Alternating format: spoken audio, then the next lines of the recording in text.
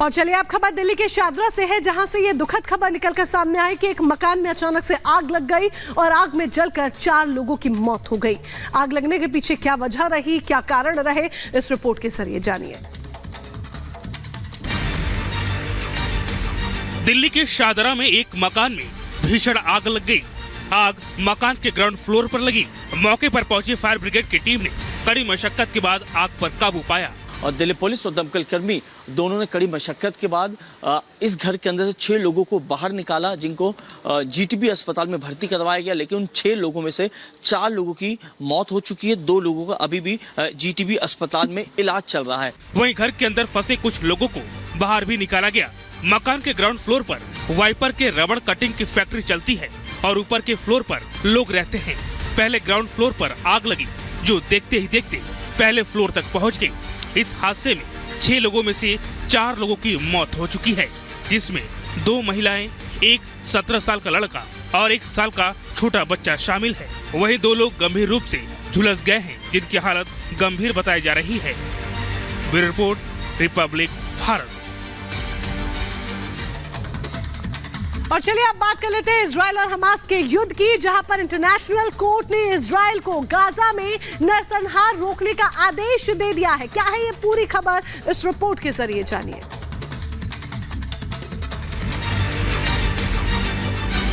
Israel और Hamas के बीच जारी युद्ध के दौरान अंतर्राष्ट्रीय न्यायालय ने एक महत्वपूर्ण आदेश दिया है।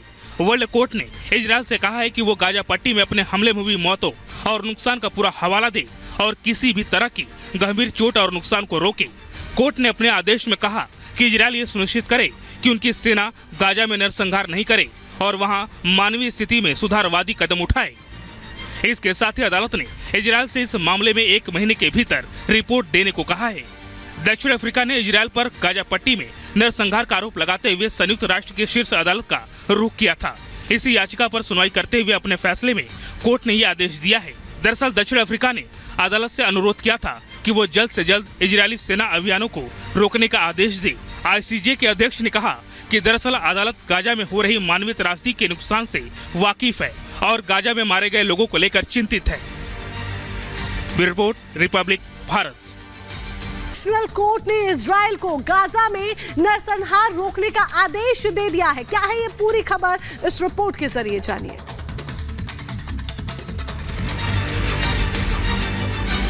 इजराइल और हमास के बीच जारी युद्ध के दौरान अंतर्राष्ट्रीय न्यायालय ने एक महत्वपूर्ण आदेश दिया है।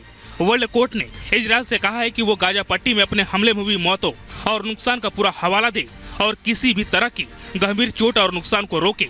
कोर्ट ने अपने आदेश में कहा कि इजराइल ये सुनिश्चित करे कि उनकी सेना गाजा में नरसंहार नहीं करे और वहां मानवीय स्थिति में सुधारवादी कदम उठाए।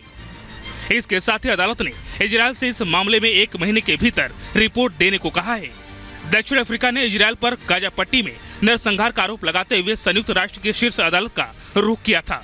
इसी याचिका पर सुनवाई करते हुए अपने फैसले में कोर्ट ने यह आदेश दिया है। दरअसल दक्षिण अफ्रीका ने अदालत से अनुरोध किया था कि वो जल्द से जल्द इजरायली सेना अभियानों को रोकने का आदेश दे। आईसीजे के अध्यक्ष ने कहा कि दरअसल अदालत गाजा में हो रही मानवीय त्रासदी के नुकसान से वाकिफ है और गाजा में मारे गए लोगों को लेकर चिंतित है।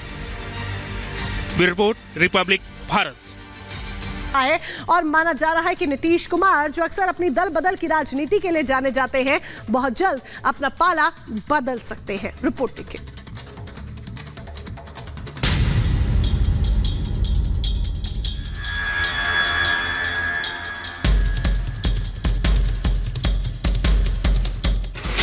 नीतीश की नई बिसात, कौन प्यादा कौन वजीर।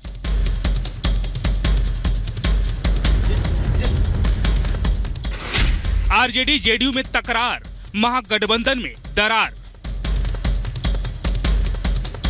ये तस्वीर गणतंत्र दिवस समारोह की है। मंच पर मुख्यमंत्री नीतीश कुमार और डिप्टी सीएम तेजस्वी यादव दोनों मौजूद हैं, लेकिन दोनों के बीच दूरियां हैं। दोनों एक दूसरे से बचते दिखाई दे रहे हैं। वहीं दूसरी तस्वीर राजभवन में आयोजित टी पार्टी की है, जिसमें मुख्यमंत्री के बगल में डिप्टी सीएम और स्पीकर के लिए 2 कुर्सियां लगाई गई थी। लेकिन लोगों को ये देखकर हैरानी हुई, वहाँ रखे पुर्जे को हटाकर बिहार के कद्दावर नेता अशोक चौधरी और बीजेपी के विजय सिन्हा बैठ जाते हैं। इन 2 तस्वीरों के बाद ये साफ हो गया था कि बिहार की राजनीति में सब कुछ ठीक नहीं चल रहा है। जब मीडिया ने जानने की कोशिश की तो पता चला कि आरजेडी ने टी पार्टी का बहिष्कार किया था। बिहार में बदलाव का बिगुल बज चुका है। एक बार फिर से नीतीश कुमार पाला बदलने को तैयार हैं, लेकिन फिलहाल नीतीश कुमार कुछ भी कहने को तैयार नहीं है। लेकिन नीतीश कुमार की चुप्पी उनके इरादे को जाहिर कर रही है। बीजेपी और जेडीयू में खिचड़ी पकने वाली है।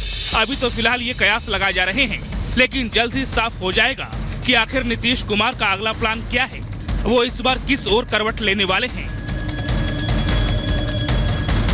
कल तक नीतीश के नाम पर आग बबूला हो रहे गिरिराज सिंह कह रहे हैं कि पार्टी कहेगी तो नीतीश को स्वीकारना होगा। हमारे दरवाजे तो सदा बंद हैं, आगे मैं कार्य करता हूं, पार्टी सर्वोपरि।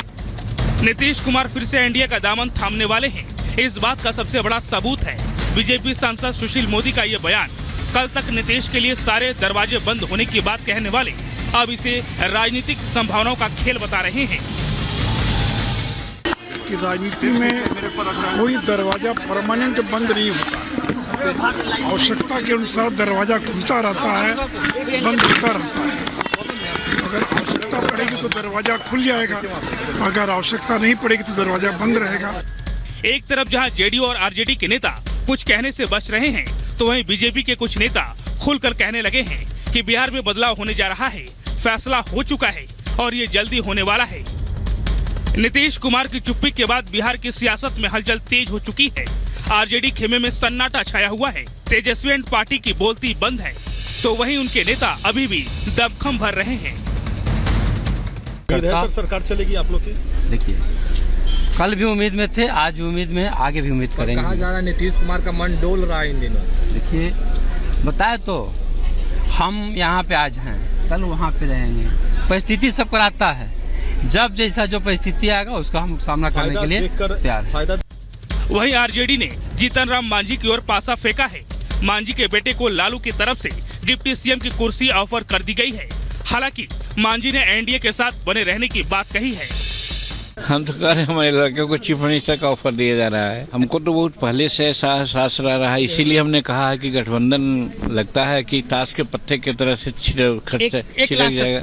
वहीं कांग्रेस अभी भी नीतीश कुमार को एनडीए गठबंधन का नेता बता रही है।